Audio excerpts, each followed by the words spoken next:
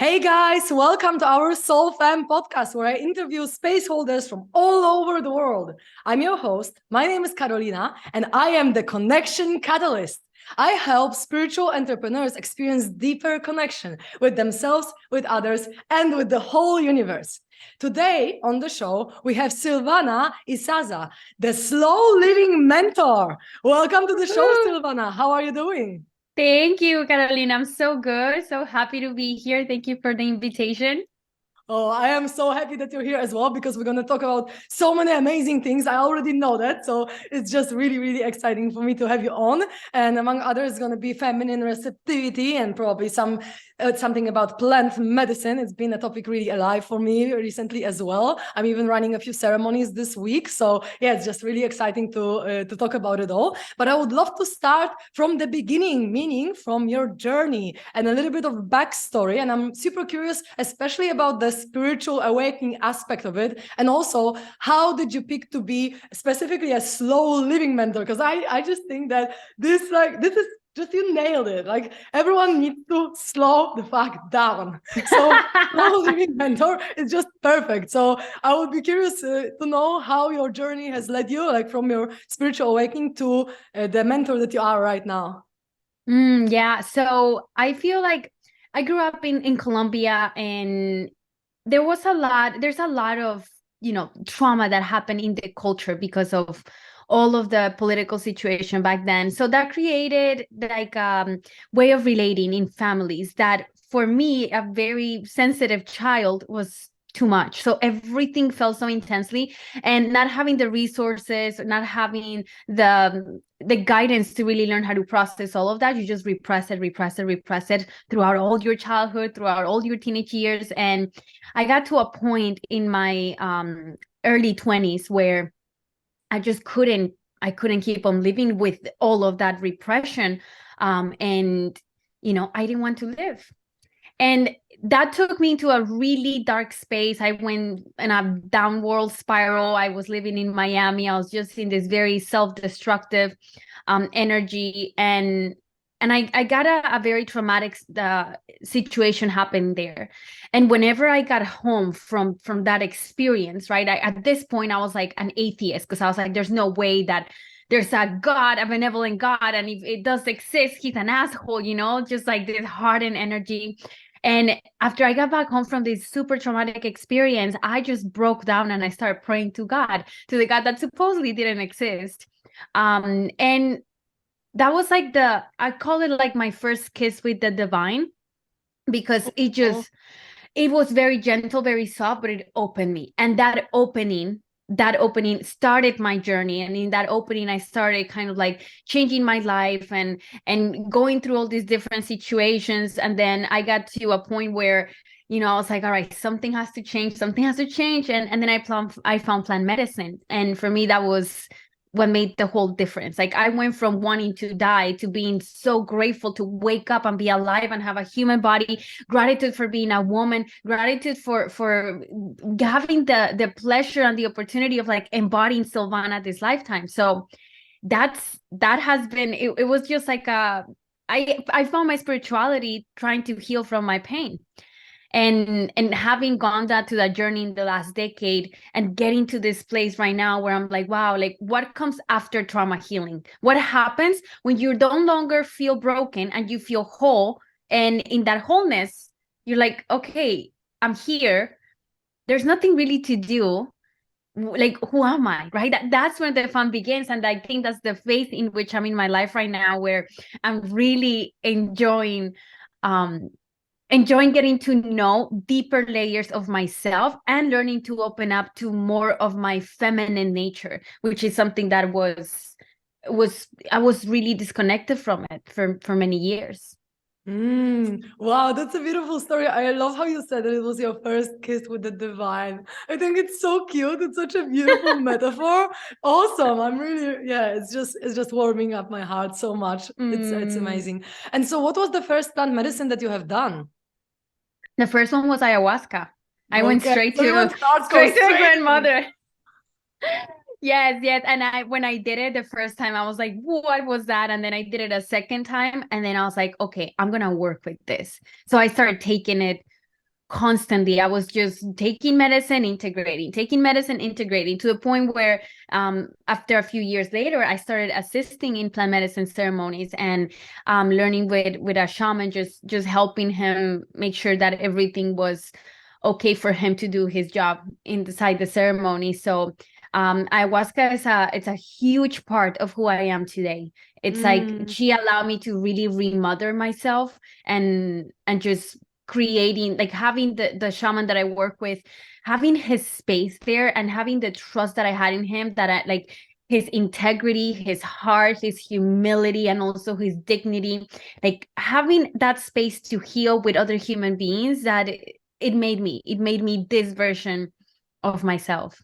Oh, that's so beautiful. And so actually the question comes into my mind when you're talking about it. So you've learned so much from the shamans and you're also from Colombia. So it's like a very native thing for you and very natural thing for you, probably for your culture and for all the people to do these kind of things. But I know that there is a lot of like scammers out there also. And now there is like a big, I don't know, fashion for spirituality and fashion for ayahuasca and all these things. So like my questions are, first of all, like how to find like a good ayahuasca shaman, because a lot of people who would listen to this podcast actually maybe would be interested, but because there is so many people that are actually not maybe in alignment with the light fully, or just wanting to make money and not really fully like taking care of the medicine and having a relationship with the medicine as well, because I feel like one of the most important things in plant medicine, especially as a guide, is to have your own relationship with the medicine enough to like really navigate whatever is happening. And so, for example, I run mushroom ceremonies sometimes, or other substances, and I have such a beautiful relationship with mushroom that I know how to go right. But if someone doesn't have this relationship and then they try to just make money and just give people something, it could go really, really bad. And so how do you discern, like how do you pick a shaman? And also afterwards, if you could tell us like what is something that you need to pay attention to in terms of how the shaman runs the ceremony itself, like where are the red flags, if you see, or what is the like red flags versus what is the right way to do it, so that the ceremony is actually like beautiful and in alignment and everything. Because I've heard of stories where shamans would even like kind of like connect energetically to the people taking ayahuasca and then like take their energy like throughout the trip and then after the journey as well. And like people would be exhausted and they wouldn't even know why. And then it was because of some shaman, quote unquote, would kind of like,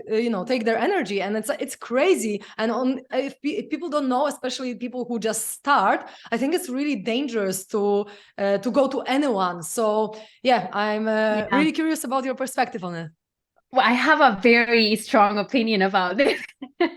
Just because I've witnessed so much abuse inside of plant medicine communities, spiritual abuse and emotional abuse, right? And I think like first of all is we have to do our inner work before the medicine, meaning practice discernment and work on those inner childhood wounds, so we're not kind of participating in that as well with the shaman. Now, in a more practical perspective, I think that is very important to drink medicine with people that have followed the traditional path, somebody that's connected to an elder, and being very mindful of, how do I say this? Like we're journeyers, right? Like we love the medicine, and like whenever I wanted to serve it, I told the shaman, I was like, I want to serve. He's like, you learn first, okay? Let's slow down.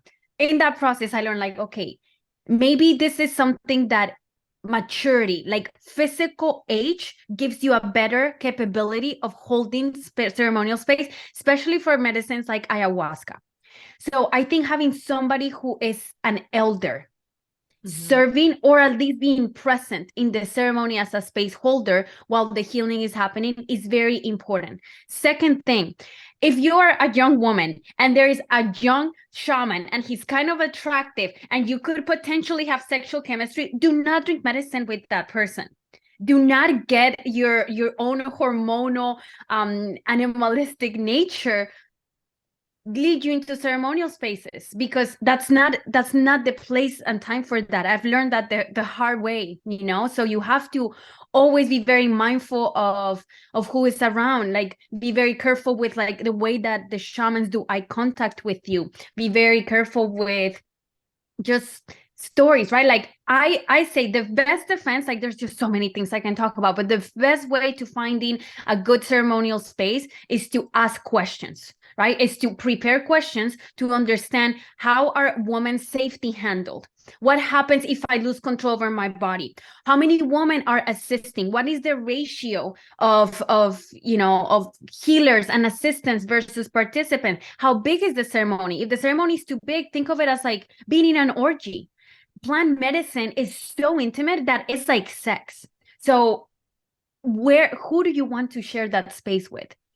Taking it with that level of care and discernment, and not just getting lost in the like, it's just love, it's just God, but like being also practical, like, yes, it's just love and God, but also I have a very sensitive psyche and I've had trauma that I need to work through, so I need a lot of care and responsible caretaking for me to go through this process.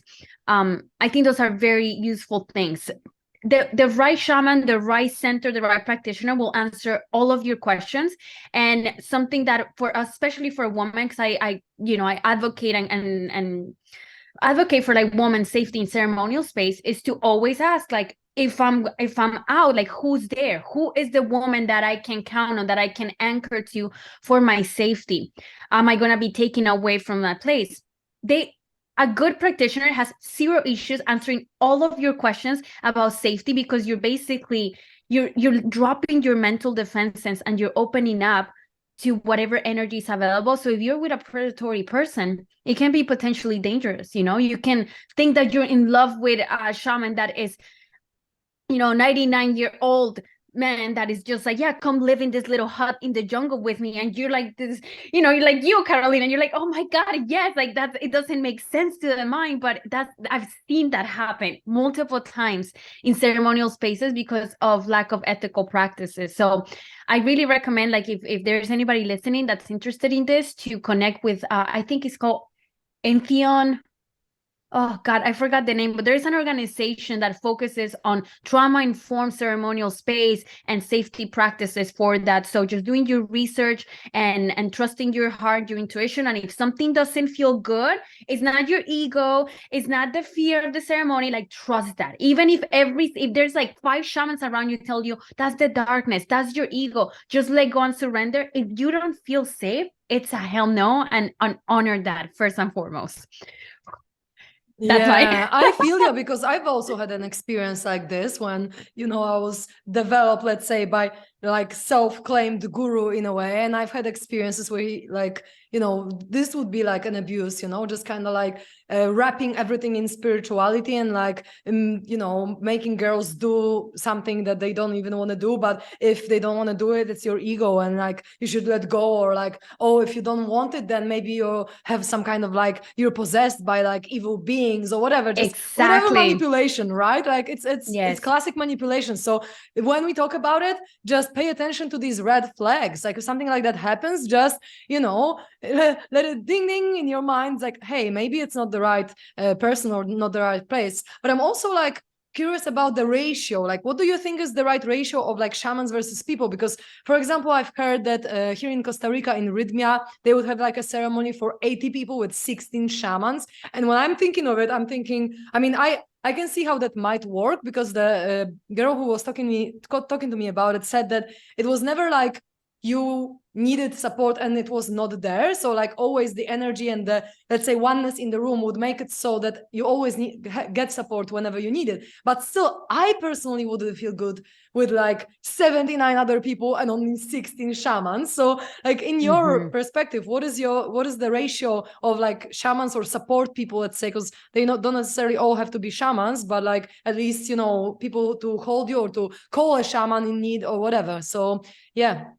I think the sweet spot for me is probably like 8 participants, a shaman, and 1 or 2 assistants.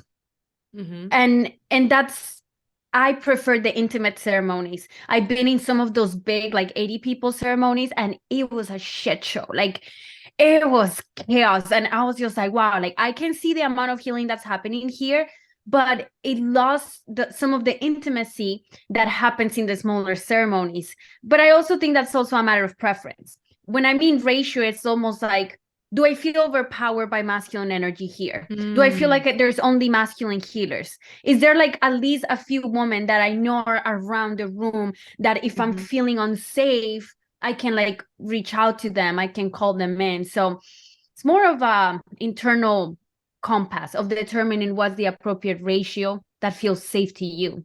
Beautiful. And so how would you compare the, let's say, 8 people versus 80 people ceremony? Like, what was the difference for you? How can you describe it? Wow, the difference is that in the 80 people ceremony, there was so much energy that I had no control over my body. It was like, whoa, like having a volcano exploding out of me and just trying to like hold all of that. I don't know exactly how the energy moves, whenever you're moving that much, but I come with my share of traumas and shadows, and also my golden shadow, right? Like parts, divine aspects of myself I haven't recognized. And so does everybody there. So whenever I'm in a smaller group, it's like like, I don't know if you've been in ceremonies, like there is like this dynamic that happens in every ceremony where there is always one person that maybe triggers the fuck out of you a little bit too much. And then it is part of the healing. Like it's part of like this whole magical thing that happens and in like hospital ayahuasca, because that's what it feels like. So it's whenever they're smaller, to me it feels like there's a little bit more spaciousness, more tenderness to heal the humanity in us, like the relationship of community. Whenever it's like 80, it's like there's no community, because it's like I'm not gonna connect with 80 people in this retreat. But if I am in a tiny little retreat with 5 or 10 people, I will connect with all of them, and I think that is part of the healing. So for me, the reason why now I prefer only small ceremonies is because I understand that the healing that happens in ayahuasca is not only in ayahuasca, it's also through the human connections that we made whenever we journey together. We like meet together in those little pockets, metaphysical pockets of ceremonial space to do healing work. And we get to also receive the gifts and help each other move some of those traumas. Beautiful. Yeah, that's what I actually felt on one of the breathwork sessions here we had in Nosara, where I felt like I'm going through my stuff, but then it was actually copy paste what the person next to me on this side was going through, and then copy paste of what my mom on the right side of me was going through. And I felt like our energies just like mixed together into one, and kind of like, let's say the grief of a person next to me triggered my grief, and then my mom's like some stuff triggered also something in me. And I was like, when we were sharing afterwards what we were going through, I'm like, I pretty much went through the same things as it's like a symphony just next to me, right? So it's like this one is vibe. But I can imagine if it was like 80 people, it would be just chaos. Like I personally probably wouldn't want to do it, but maybe for experiencing the chaos, if someone is like up for it, then maybe it's great, maybe for some people this is what they need. So let's not disregard anything here, but everyone should listen to their own intuition and to their own preferences, right? To their own heart. And if their heart says yes, then great, then trust it, then go for it. But yeah, otherwise just be very conscious. And so and I know it's going to be a hard question to answer, okay? I'm aware of it. But what were your like best revelations on ayahuasca, or just something that you've experienced that was like, oh my freaking God, this was like one of the best experiences of my life, or one of the weirdest experiences of my life, or like something that was like really, just a breakthrough for you? The biggest breakthrough, I'll say this is like at the beginning of my journey with Aya. I remember, I don't know why I asked this, because I remember getting into the space after a big purge, and I was just like, is God real? Like that was my question to like the cosmos. And I hear this super sweet feminine voice like, well, of course I'm real. And I was like, and I felt it. I was like, okay, so if you're real, then what am I? Like, who am I in relation to you?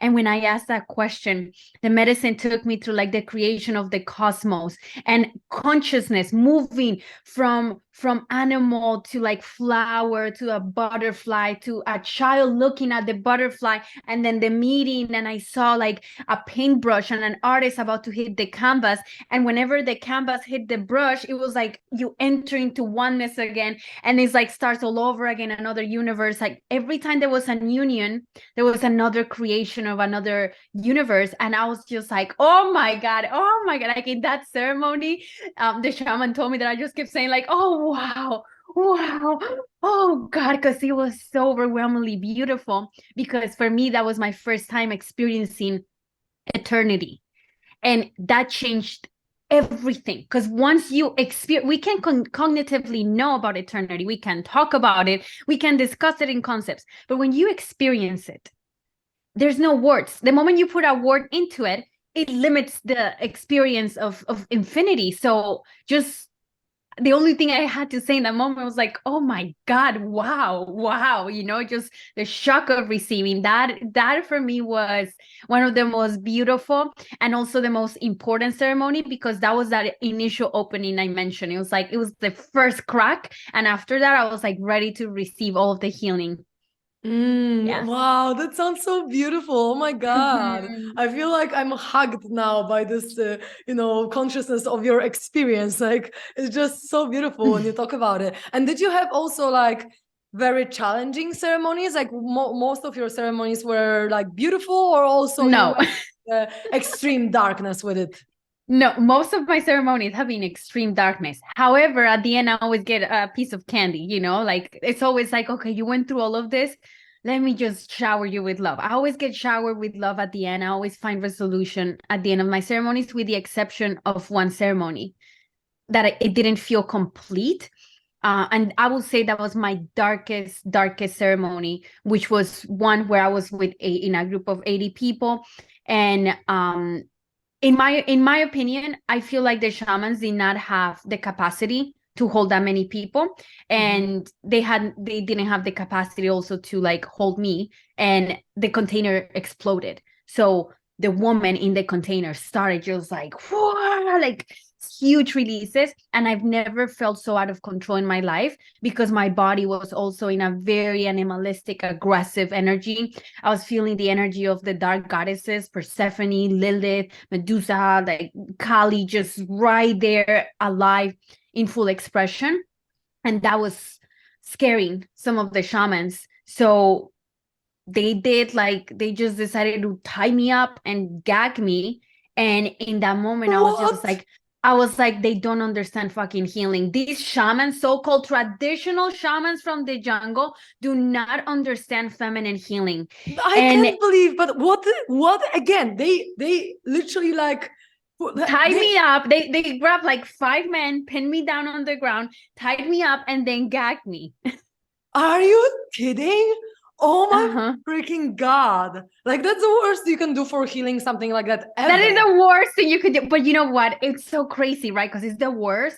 But what happened then is that when I was like completely immobilized and just in that loss, because I didn't have control over my body, I remember thinking just, okay, no one is going to heal you. No one is going to help you, because they're all scared. They don't understand what's happening. You will think they did, but these were young shamans, right? There wasn't an elder in that room. That's why I voiced the importance of having an elder in the room. And whenever I was in that state, I was like, well, I guess I'm gonna have to heal myself. And inside, I'm like singing myself Icaros, and like doing whatever I've learned from like all the previous years from the shaman that I sat with, that I trusted, because this was like a retreat.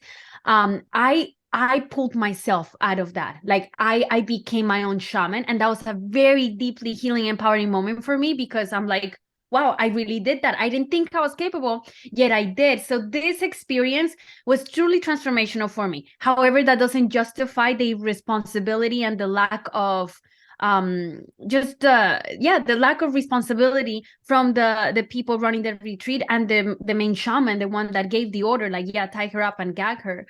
It's not trauma informed. It's not how people heal. It's not responsible. It's very so I like my experience, sacred for me, transformational, and I still want to give a voice to the part of me that had to work through the trauma of feeling so attacked during a healing ceremonial space. They both exist and they're both equally alive. Wow, that's such a crazy experience. Oh my goodness. Like Yeah. I bet it was like traumatic to be just tied up in your, darkest stuff. Like I can't even imagine that. But all in all, it's everything, like everything works perfectly for you. Because if it wasn't for that, maybe you wouldn't discover your inner shaman as deeply as you discovered thanks to that. So like all in all, Mama Aya knows what's up, and Yes. she knows like Yes. exactly what you need, even if it's having a shitty shaman to, on the experience to get something out of it. Well, you probably got something out of it anyway. And it's just then about like having awareness, because like if someone doesn't have awareness and someone wouldn't have all these ceremonies as you previously have had, then it would be really bad for them, right? But for you, it was actually like great because you discovered parts of yourself that you haven't maybe gave voice to before. But I feel like if someone is, for example, doing it for the first time and something like this happens, that would be like probably one of the worst experiences for them ever. Like, I can't even imagine that. Oh my God. Crazy. Crazy. Yes, But yeah, it was. I'm just really happy that we're talking about it, because like I see a lot of people, even here in Costa Rica, like people are so familiar with all these medicines and ayahuasca, but like I've also heard many, many stories about people who would just really abuse it. And I just think it's such an important topic to talk about. So I'm super grateful for you sharing your stories about it and, being so open about it too, because that could help people just, see these red flags if they show up, and then not to end up in an experience that could be actually like mentally breaking for them rather than mentally building in a way.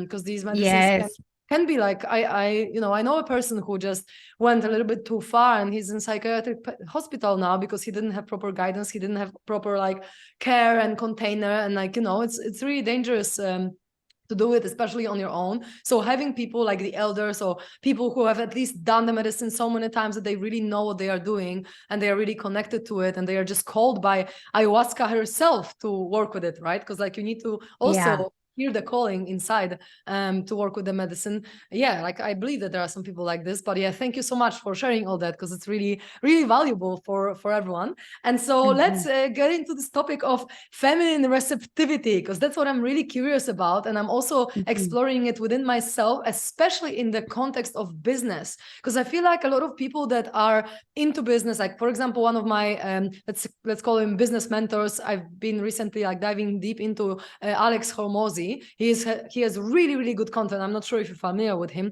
but he's a multimillionaire with a lot of like companies, sales of success and so on.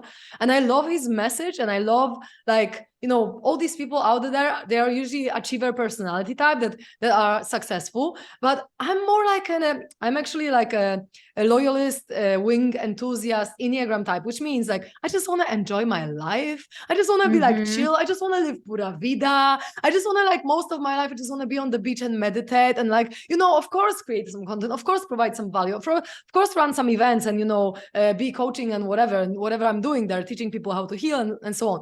But most of my life, I pretty want to be on holidays. Like, that's just how I want to roll. And all these like, you take got massive it. action and like have the plan and like do this and do that. And I'm just thinking, yes, and also just manifest things and let it be easy and joyful and relaxed and so on. So having said all that, I'm curious about your perspective when it comes to business and just life, because it's really the same. Like if you have something in your life, you'll spill it over your business and the other way around. So like, what about this feminine receptivity in business? Like how far we can go when it comes to just being, oh yeah, I'm just manifesting my dreams, everything will just come easy to me and I can just be receptive, versus I'm actually getting shit done and I need to be in my masculine and have a structure and have a routine and do all these things. Like what is your stand on it? Because I'm really curious. Yeah, so what you're describing, I'm all about slow living, which means just having time for leisure, for me being with myself, to go meditate. Time becomes kind of like my most valuable asset, because whenever I have time, then I can just be with me, not do the things, but be with me. Now, when it comes to running a business, you can really run a business just by being. That is virtually impossible. But you can create a business with a very balanced way of being. Now, this is trial and error for me. I'm still figuring out the specifics, like the right structure. But what I found is that I work better seasonally, which means that when I'm working, like I work and I work hard. But once I'm done and my tank is kind of like, okay, I'm gassed out, then it's all about the spaciousness.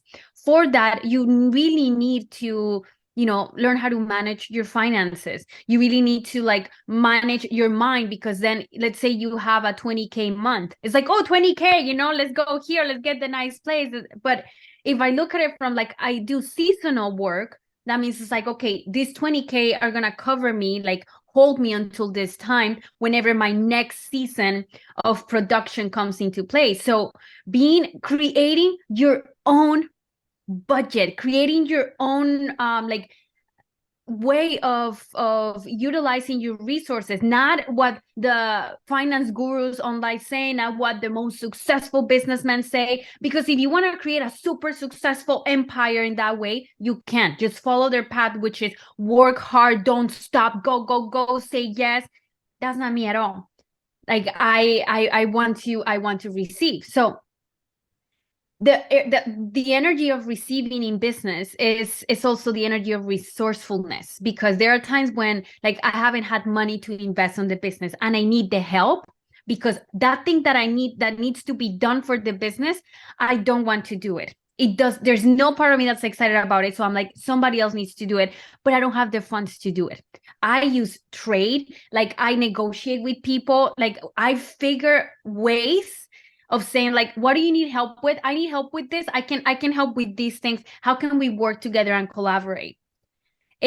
Or the contrary, like if I have a really exciting program that I want to make and I don't have that many people buying, then I create like a donation-based model. And I was like, come, like at this point, I don't care. And from that, it doesn't become so linear. So like this thing leads to that, but it's more of a game. And as you're playing with yourself, you create a machine that can house your magic based on how you operate, based on what you've got. Everything that you don't want to do in a business, then you have to hire somebody to do it for you. That's the true reality, very grounded reality of running a feminine business. It's not like I'm just going to sit here and attract it. There is a lot of that, right? But it doesn't come in that like super hyper magical way. It comes more into like somebody needs an opportunity and I can do this for them, or I have this much money, or we can figure out this split on, these profits for this thing that we're going to do together. That has been a way that I have deeply, deeply received. And the biggest one for me is whenever I realized, I was like, okay, it's about slow living. Like slow living is where it's at, because that creates the most harmony, both physically and with our environment. I realized that I had to make sure that I lived a very, very conscious life, meaning I'm very conscious of what I'm spending, what I'm using, where I'm living. I make sure that my survival is taken care of. And that piece for me, it comes in many ways. It doesn't only come from my business. It comes through my family. It comes through my partner. Like I ask for what I need.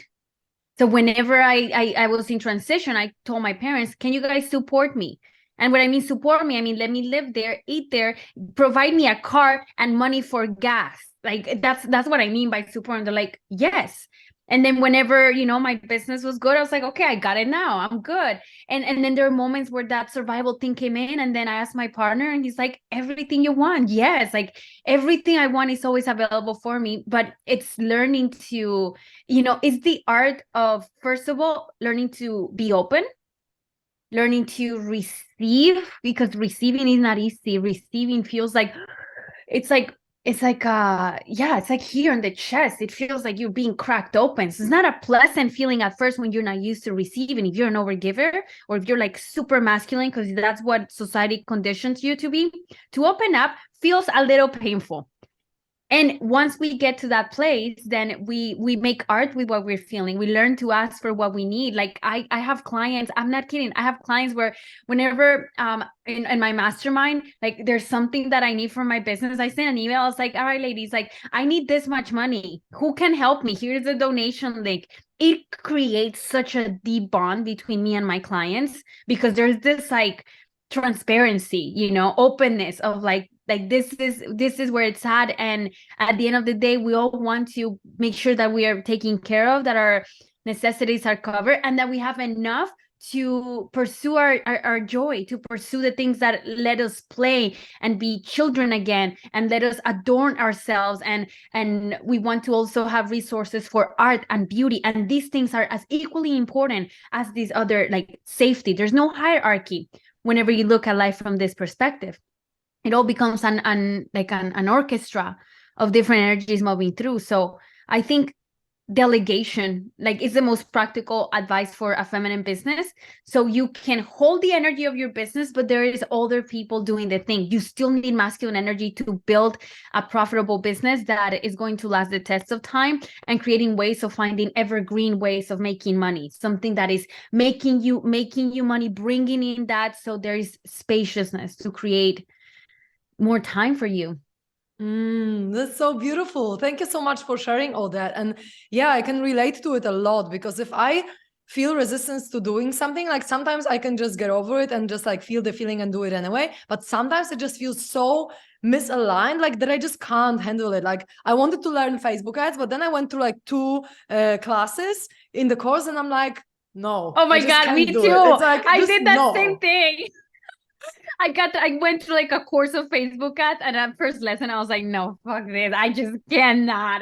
Yeah. So then we need to figure out a way. And I love what you said about like figuring out a way how you can exchange value. Maybe you can split the profit, or maybe like if you have a product and if you have a service that you really believe in and you know that it's going to be good, then you can partner up with some marketer, and maybe it's going to be even better for you, because then this person is going to be also motivated to help you, because they would also make money based on what you're offering and based on their work. But yeah, I love what you said about like, okay, I have this skill, I can exchange it for this, and this is what I need. I love how you talk about it, because that's also how I want to live. It's more like a oneness vibe, in terms of I have a value and you have some value, let's exchange. And I feel like for a lot of people there is a block, like, okay, I'm not going to start my own business because I don't have money, or I don't have money to invest, or I don't have whatever. But then if you just have creativity and skill and not necessarily money, you can actually already do a lot, because like you can already swap in a way. Like in the past, where there was no actual physical money or numbers in the bank, people would just like exchange,